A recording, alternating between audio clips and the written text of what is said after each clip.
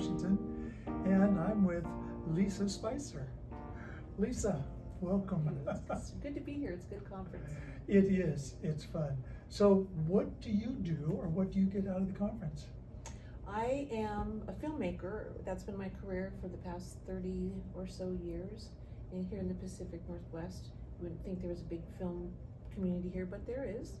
And I've found since COVID, there wasn't much film production going on, so I started to write.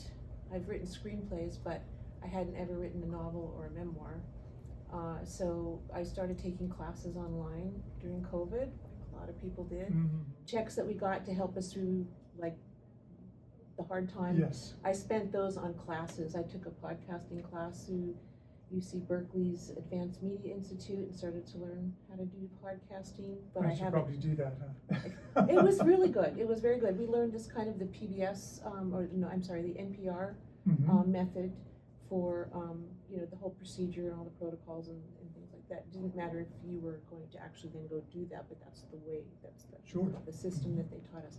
So I'm transferring my filmmaking experience into writing, and it's sort of like condensing, but it's also expanding because writing novels and memoir, you have so many words that you can use, where in filmmaking you can't have interiority, or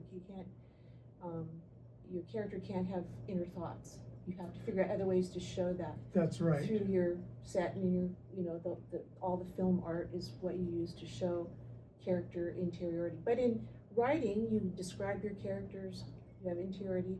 You also write in different voices, where in film writing, you're always writing in the present tense, and you write from the camera's point of view. So it's a really different kind of writing. So I'm having to learn to write again, learn a different way of writing, to be more descriptive, and to talk about what's going on inside characters. Whereas in film, you just show instead of tell. Now, I have sat in some of your lectures and training, and I have learned some of that. I was totally intrigued. I thought, oh man, I could do that. I like the way you say, your point of view, where is the camera going to be, and what does it see? Because I can then think about that when I write, so that I can set up my writing to be as though I am seeing it from that point of view. So it would then be easier if it ever goes to film, then it's obvious what that picture is going to be. Exactly. Those things, that's so cool for me to pick up that information. Thank you for teaching, for doing that. You're welcome. I think the art of cinema, or we also call it mise en scène, which is a French term. It means put in the scene, and it's from the French theater. Back when film was first beginning in the early 1900s. So the directors of film started placing things in front of the camera similar to how they would do it in a theater. Prior to that, the Lumiere brothers were just filming people out on the street and sneezing and doing all kinds of normal everyday things. But Georges Méliès, who did A Trip to the Moon in 1902, he brought the theater into film. He married the two for the first time, and a whole new art form was born. And so now when you go to film school, this is what you learn. You learn the art of mise en scène, placement of costumes, lighting, the direction of characters, blocking, the set itself. All these things are parts, they're like the words. Whereas authors use the words, well, filmmakers use lighting, costume, camera angles. They use some words. To develop those same concepts, yes, but without reading it, yes, without having it in words, so you get the same story. Yes. And that's why sometimes movies can carry so much emotion or feel versus a book, or the other way around. Right. Sometimes the movie doesn't do the credence that the book does. It's sort of how it's built and put together. A lot of times you hear the book's better than the movie. Yes. But that's because the author has so much more. That really doesn't have the limitations. I was going to say it has more freedom to do things. Yeah. And there's a certain amount of freedom in filmmaking, but it's a different type. And I think since I started to learn more about the craft of writing, as far as novels and memoir, not as far as screenwriting, and going to these conferences, I'm amazed at how many workshops there are in turning your book into a film. There's immense interest in it. Yes, there is. And I thought, every workshop I've been to, though, nobody talks about filmmaking. And I thought, we need to know how films are made. If you want to write a Or story, you can't do the screenplay that right. could be, yeah, you could be, but even if you don't write the screenplay, but you would like that, you would love that possibility that your book may get turned into a movie. If you just write with this awareness of film art and how films are made, it'll help your writing, I think, because you'll be able to say you have a prop that is a thematic thing, like I don't know, it could be a pencil, it could be a cup, it could be something that the character has, and that you can see a transformation in the character through the prop. So maybe the prop, say it's a pencil, it's dull, or you need to sharpen it, or it breaks, or it becomes, just this little nub. I mean, there's this, you could imbue story into all kinds of objects, Sure. as well as the character. I can understand that. I can feel that issue. Pencil versus a worn out, chewed on. Yeah, It tells a story. It gives information. It all these things support the narrative. So you have a story, you have these, the stories about this. Well, the lighting, the camera angles, the placement of characters in the frame, the props, everything is going to be arranged to support that narrative and drive it, whether it's, whatever direction you're going, up, down. But all the things that you see in that frame support what's happening in the story. It's not random. We're so used to looking at a film and seeing, oh, they're just filming in everyday reality, and that place always looks like that. The cup is there for a reason. The hat is placed on that table for a reason. Everything in there is for a reason. Placed, mise en scène, put in the scene. Everything has a purpose in that scene, or it's out. It's clutter. It's get it out of the way.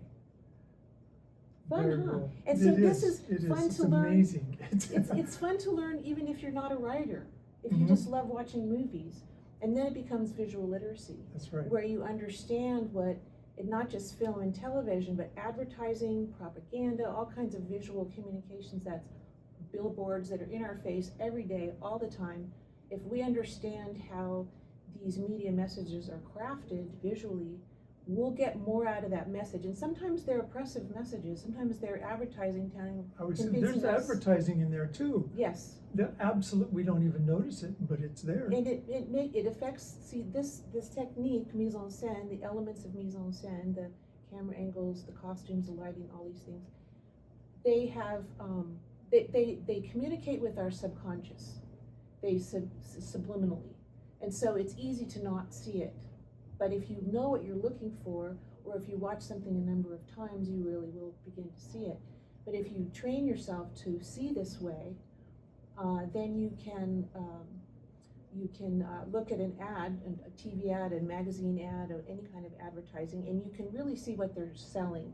They want you to buy the product, but first they want to convince you that you stink or that you're inadequate in some way, that this product will then make you smell great or be popular or whatever. So they're playing on our insecurities. So it's not just the picture of the can or the piece there, it's everything around it and the way it's used. Yeah. So, sometimes advertising uses images of death or images that have to do with sex in order to sell, but they're really playing on our insecurities or our fears. And that's negative in the sense of the negative use of this technique of arranging what's in your frame. And maybe it's manipulative, perhaps, but I think for the best use of it is in films when you're our film artist, and all these different film artists have their different jobs. So there's the director, there's the camera person, the DP, there are set designers, costume designers, etc. They all determine how they will show the narrative through their element. So for example, a character's costume might start where their character's verklempt and they're all just tight, and their collars are buttoned up tight around the neck, under the chin. But then through the movie, the character softens and opens and changes and goes through metamorphosis, and then you see them in there. I'm talking maybe about a woman here. So she's now has a dress or something that has a lot of neck and shoulder exposed, and and maybe her clothes are more flowing, and she's not as vulnerable. She's not trying to hide and living along. Right. Yes. She's free. She's more free. So her clothing becomes more free. So that's just an example of how you can use these elements to to show what's going on with the character. It's so interesting. Isn't it? It's so enticing to understand and feel It is. those things. I wish we would teach this to grade school kids. They really can. I've taught it in a number of summer camps, and kids understand this. They get Sure. excited. They're still connected with themselves and, Yeah. and nature and emotion and feeling. Mhm. They haven't grown out of it. We Yeah. do as adults mostly. So Those did you- sadnesses. How did you see you could use any of those elements in your writing? Well, like I said, particularly the vision, the view, like from the camera angle. How would I say that to put across the feel of what I wanted with some other view of that thing? Am I gonna look at the tree? Am I gonna look at the trunk of the tree? Am I gonna look at the overview? Is it gonna be, a mile away, or is it gonna be standing up close to it? So I tend to think about okay, how would it be? She said, I need to think about that like on a camera angle of this picture. What am I gonna see? Am I looking down? Am I looking? It's weird. How do you do that? I don't know. How do you say that in words? I don't know. Well, you might say, But so it say you want works. to have a low angle with a camera. You say low angle is where the camera's low, Mhm. looking up, and a high angle is when the camera is high, looking down. And so when a camera on a high angle is going to give the subject that it's on, it's not really disempowering, but it's a power differential. So it's like the camera is seeing more from an omniscient. Sure, it's like two so- people, one sitting, one standing. Right. The one standing is Right. in the dominant Right. position. It's And just- so that's the way it if is. you want to show this object as having less power, then the camera is below.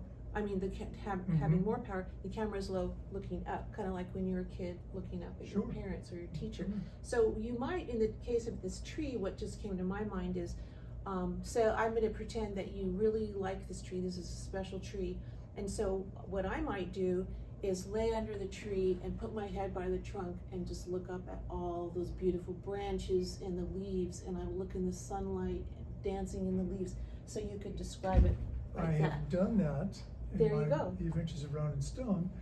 He's all frustrated and he falls on the ground, he rolls on his back and he looks up and he watches the clouds rolling over, and he is kind of drawn back to himself. That's it. In correction of that. You got it. So those kind of formats, and that's where these things came from. Mhm. Thank you for your class that I Yeah. went in. Do and more of that. Do more Because of that. it's fun to read, Mhm. and then if people are looking, whether you're going to write the screenplay or someone's reading books looking for screenplays, books that would be good they're going to see that visual storytelling. They're going to see those elements there, and they're going, oh, this would be I could see this, right? So I think authors, whether we're going to write a screenplay or not, I think writing screenplays is really different. It's really different because you're not writing prose, you're not writing beautiful sentences. You need to write really concise, clear, very sparse, using thesaurus and whatever to make your every word have economy, that it's doing, every word's doing a lot, because you don't have, there's a lot of reasons for that, but that's in its screenplay format. It's just it's directions. It is sparse, and then Yeah. there is directional lines on how to Yeah. say those things or how to do those things as an attachment to those lines. Yeah. Well, I think for me, the most fun in screenwriting is writing the dialogue. And sometimes even when you're just writing a novel or whatever, you get into this kind of flow with the characters. You can hear them talking in your head, and you're just writing that, and it just comes. But Yes. in writing a scene, so you have to say, where it's interior, exterior, where you are, is it day or night? So that's the basic you start with. Mhm. That's pretty sparse. And then you have right under that, you describe the action that is being seen. So if you're in a marketplace that's busy and there's horse-drawn carriages running, you describe it sparsely. And then if somebody says something, then you go to the character. So in a novel, you might want to really describe this marketplace and just the smells and the sounds and all these things. So in a film you don't have smells, but you might describe the sound of horse hooves or a bell ringing or something that's important. You would put an important sound cue in there. But in a novel, you might be just writing and describing the whole scene and not trying to be sparse. to get it all down right. That's my job as a writer, Yeah. right? To get it down, to transpose my thoughts and feelings of this character that actually creates itself. It's very unique how a creation creates itself on the page. Yeah. And Yeah. it just does. It's weird. magic, isn't it? Yeah, and then my job as a writer is to take that feeling, that thought, and put it in words. Hopefully then later that it can be broken down again into another set of, Right. of dialogue. Right.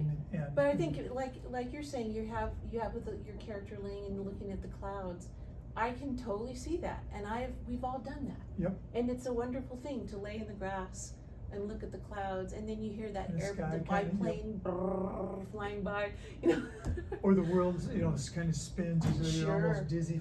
Those feelings, how Mhm. to transpose those. Mhm. Writing is fun. It is. It's a lot of stinking work, but it sure is fun. It is great. It's satisfying. You get up at Yeah. the end of the day and like, that was a good day's work. We're kind of running out of time here, but we have a whole day. Another Lisa, good day's work. thank you so much for spending some time with us and You're going welcome. over this. I hope you guys appreciate the effort that she goes into and everything with movies. And the authors, get some tips on making your stuff even better. I'm sure it's great to begin with, but it can always get better. It certainly has influenced my writing, and I appreciate it that way. So thank you from me, and of course from Author in the Headlights, and just thanks. Thanks for having me. It's been Okay. great. Bye. Sponsored by DurhamandPublishing.com. All righty. Cut.